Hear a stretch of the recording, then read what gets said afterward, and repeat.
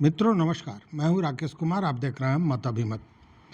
मित्रों, विशेष सर्वेक्षण संविदा कर्मियों और अभियंता जो संविदा पर बहाल किए गए थे, उनका हड़ताल, अनिश्चितकालीन हड़ताल जारी है। गर्दनीबाग पटना में सभी डटे हुए हैं, भारी संख्या में डटे हुए हैं और अपनी मांगों को लेकर, जो 5 सूत्री मांग है, उसको लेकर पूरी तरह एकजुटता के साथ बने हुए हैं। मतलब दो काम एक साथ चल रहा है। एक तो इन विशेष सर्वेक्षण संविदा कर्मियों का हड़ताल, अनिश्चितकालीन हड़ताल, और दूसरा राजस्व महाअभियान। राजस्व महाअभियान के तहत आप जानते हैं कि हर घर में जाना था, वहाँ जो जमाबंदी है उसका प्रिंटेड कॉपी देना था, उनकी समस्याओं के अनुसार उनको आवेदन प्रपत्र देना था, जो प्रपत्र भर कर वो शिविर में साक्ष्य के साथ, जो आवश्यक दस्तावेज है उसके साथ देंगे, फिर वहाँ से उसका निराकरण होगा। मतलब यह पूरी प्रक्रिया चलनी थी, जो 16 अगस्त से लेकर 20 सितंबर तक होना था। और इधर 16 तारीख से ही यह हड़ताल शुरू हो गया। कल आपको हमने बताया था कि किस तरह डटे हुए हैं लोग अपनी मांगों पर। आज भी स्थितियाँ वही रही, भीड़ कम होने का नाम नहीं ले रहा है। और इसी बीच पहले आप देख लीजिए, ये हम देख लेते हैं। आप अमीन से काम करवाओ, एक अमीन के नाते आप हमसे काम करवा रहे हैं एक टाइपराइटर ऑपरेटर के तरह। जैसे कि आप सभी लोग P6 P2 फलाने जितना भी एंट्री कर रहे हैं, वो एक टाइपराइटर का काम है, वो मेरा काम नहीं है। लेकिन आप वो भी हमसे काम करवा रहे हैं, एक पदाधिकारी के रूप में भी काम करवा रहे हैं हमसे। जैसे कि ऑब्जेक्शन वगैरह का सारा काम होता है, एक आप पदाधिकारी के रूप में वहाँ प्रस्तुत होते हैं और अपना काम का निर्वहन करते हैं। दूसरी तरफ से हम तीन काम करते हैं। जब आप हमसे 3 तरह की प्रक्रियाओं का काम करवा रहे हैं, तो वेतन हमें दे रहे हैं, सिर्फ हमें वेतन एक दे रहे हैं। हमारा मांग स्पष्ट रूप से सिर्फ और सिर्फ दो ही है। हमारा नियमितीकरण, हमारा परमानेंट होना चाहिए तो चाहिए। इसके अलावा हमसे, हम सरकार या विभाग से पूंजी बात और नहीं मिलती है दोस्तों। हम लोग बता देते हैं और अंतिम मेरा महबूब जिसको बोलते हैं, वो नहीं मिलती जाती है। इसके जितना आपको भटकना, या फिर पिछले मुड़िए, या फिर टायर टहलाइए, या फिर टहलाइए, बस इसी में भी भटकते रहिएगा। और दूसरी ओर, जैसा मैंने कहा कि राजस्व महाअभियान शुरू है। कई समाचार पत्रों में हमने देखा है जिसमें चित्र भी अंकित किए गए हैं, बताया गया है कि महाअभियान शुरू हो गया, घर घर जाकर लोग दे रहे हैं। हालांकि यह हर जगह नहीं हो रहा है, मैं आपको स्पष्ट बताऊं, हर जगह नहीं हो रहा है। चूँकि जहां कहीं यह काम हुआ है, वहां का चित्र लेकर, फोटो लेकर समाचार तो बनाया गया है, लेकिन जो हमने जानकारियां ली हैं उसमें हर जगह इस तरह की स्थिति नहीं है। कई पंचायत, कई प्रखंड ऐसे हैं जहां पे काम बहुत धीमी गति से चल रहा है। चूँकि ये जो लोग हैं, जो कर्मी हैं, जो संविदा कर्मी है, और इन्हीं पर यह पूरा सर्वे के लिए, विशेष सर्वेक्षण के लिए ही इनको रखा गया था। आपको याद होगा 9,888 जो संविदा कर्मी थे, उनकी नियुक्ति हुई थी, और नियुक्ति पत्र मुख्यमंत्री नीतीश कुमार ने दिया था। यह चित्र भी आप देखिए, ये 3/7/2024 को दिया गया था, और उसके बाद से बहुत कम दिनों की ट्रेनिंग के बाद उनको फील्ड में उतार दिया गया था। शुरू में आपने देखा होगा, सुना होगा कि बहुत सी समस्याएं उत्पन्न हुई थी, और महिला अमीन को लेकर भी कई तरह के विवाद खड़े हुए थे, और महिला अमीन को लेकर भी कई तरह के विवाद हुए थे, जो उनको काम करने में कई तरह की परेशानियां हो रही थी। तो ये सारी चीज़ें थी, और मुख्यमंत्री ने सारे लोगों को नियुक्ति पत्र दिया था। लेकिन उसके बाद, चूँकि पूर्व में भी जो संविदा कर्मी हैं उनके साथ सरकार की वार्ता हुई थी, लेकिन वार्ता में जो समझौते हुए थे वो पूरा नहीं हो सका था। उसके बाद फिर इधर 11 तारीख से 14 तारीख तक ये सारे लोग जो अभी हड़ताल पर हैं, ये लोग सांकेतिक हड़ताल पर थे, और 16 तारीख से चले गए हड़ताल पर। हालांकि जो यह एक व्हाट्सएप का स्क्रीनशॉट प्राप्त हुआ है।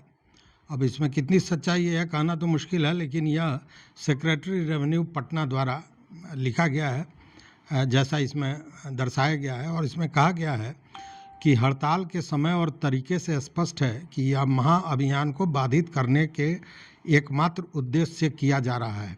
सभी सर्वेक्षण कर्मियों से आपने अपील कर ली, अब कार्रवाई प्रारंभ करें। सर्वप्रथम सभी शिविर प्रभारी को एवं सभी हड़ताली नेताओं को नाम से अलग अलग कारण परीक्षा निर्गत करें। इतने महत्वपूर्ण कार्य जिसमें पूरा विभाग लगा है, उसमें अवरोध उत्पन्न करने वालों के साथ कोई सहानुभूति नहीं हो सकती। सेक्रेटरी रेवेन्यू पटना द्वारा व्हाट्सएप किया गया था जो ये जानकारी मिल रही है। अब देखने वाली बात यह है कि यह जो समय, बात भी सही है कि 16 तारीख से महाअभियान शुरू था, 16 तारीख से यह हड़ताल भी, हालांकि यह भी पूर्व से घोषित था, ऐसा नहीं है कि एटेंडम कर दिया गया। तो लेकिन फिर भी इस तरह की बातें आ रही हैं कि महाअभियान को कहीं ना कहीं बाधित करने के लिए ही इस तरह की कार्रवाइयाँ की जा रही हैं। लेकिन जो हड़ताली कर्मचारी है वो जमे हुए हैं। दूसरी ओर आपने सुना होगा कि संविदा कर्मियों के लिए 15 अगस्त को जो मुख्यमंत्री नीतीश कुमार हैं, उन्होंने गांधी मैदान से किस तरह की बातें की। उन्होंने कहा कि संविदा कर्मियों का हमने बहुत वेतन बढ़ा दिया है, बाकी जो लोग हैं उनका भी वेतन जो मानदेय है उसको बढ़ाएंगे और धीरे धीरे सभी लोगों को राज्यकर्मी का दर्जा दिया जाएगा। मतलब एक तरह से कहें कि संभावना या घोषणा एक तरह से की गई है। यह दूसरी बात है कि इसमें समय नहीं है, लेकिन इस तरह का विचार सरकार रखती है, ऐसा नीतीश कुमार का मानना है। लेकिन क्या इन बातों पर ये जो हड़ताल पर संविदा कर्मी हैं वो भरोसा करेंगे? मेरी कई लोगों से बातें हुई, उन लोगों ने कहा कि जब समझौता करके सरकार उस पर नहीं मान रही है तो इस तरह मंच से कोई घोषणा या बात कह देना, घोषणा भी इसे नहीं कहेंगे, मुख्यमंत्री ने कुछ कह दिया तो उस आधार पर हम पीछे हटने वाले नहीं हैं। दूसरी ओर जो महाअभियान चल रहा है इसको लेकर स्पष्ट मैं कहना चाहूँगा कि निश्चित रूप से महाअभियान बाधित हुआ है। जिस तरह का लक्ष्य, जिस तरह के काम की एक रणनीति बनाई गई थी वो उस तरह से नहीं हो रहा है। बहुत से ऐसे जगह हैं जहां अभी लोगों के घर तक जो कर्मी हैं वो नहीं पहुंचे हैं उनके जमाबंदी के दस्तावेज को लेकर। हालांकि कई जगह समाचार पत्रों में भी आया है, कई जगह मुझे तो टेलीफोन करके कई लोगों ने पूछा कि भाई गांव वाले फ़ोन किए हैं कि इस तरह का अभियान होने जा रहा है तो मुझे तो छुट्टी लेके आनी पड़ेगी। तो हमने सारे लोगों को राय दिया कि अगर इस तरह की बात है तो निश्चित रूप से आप आवें और अपना अगर कोई प्रॉब्लम है तो सुधार कर लें। और उनको बुलाया इसलिए जा रहा है कि जो जमाबंदी है उनके बाबा के नाम पर है और इस बार वो लोग चाहते हैं कि बंटवारा कर लें। लेकिन यह जो बंटवारे की बात है यह तो सारे लोगों के मतैक्य होने के बाद ही होना है, जो संभव नहीं दिख रहा है। जैसा उन्होंने भी बताया, ऐसे कई लोगों से हमारी वार्ता हुई है। तो जो महाअभियान को लेकर सरकार ने सोचा था, एक तो कहीं ना कहीं वह उस सोच में भी निश्चित रूप से कहेंगे कि बहुत स्पष्टता, पारदर्शिता नहीं है, इसलिए कि सर्वे के दौरान जो लोग महीनों में अपना बंटवारा नहीं कर सके, वंशावली तक नहीं बनवा पाए, उन लोगों से यह अपेक्षा करना कि एक महीने के अंदर में 35 दिन का ये महाअभियान है और इसमें वो सारे लोग एक जगह एकजुट हो जाएंगे, बंटवारा कर लेंगे और अपने अपने नाम से जमाबंदी करवा लेंगे, यह बड़ा मुश्किल सा लगता है। लेकिन असंभव कोई चीज़ नहीं होता है। अब इसमें है कि सारे लोग आपस में तालमेल बिठा कर इस काम को अगर करें तो हो जाएगा। लेकिन ये सारा काम होगा कब? तब ना जब कर्मी उपस्थित होंगे और एक साथ लगभग इतनी बड़ी संख्या में जो विशेष सर्वेक्षण संविदा कर्मी हैं ये हड़ताल पर चले गए हैं तो निश्चित रूप से जो मैन पावर है उसकी कमी हो गई है। और उसके जगह पर दिक्कत क्या है कि इन लोगों के जगह पर किसी दूसरे व्यक्ति को अगर पहुंचा भी दिया जाए, खड़ा कर दिया जाए, तो राजस्व की जानकारी नहीं होने के चलते ज़मीनी विवाद की जानकारी होने के चलते नहीं, साथ में जो ज़मीनी कागजात हैं उनकी जानकारी नहीं होने के चलते वह काम नहीं कर पा रहे हैं।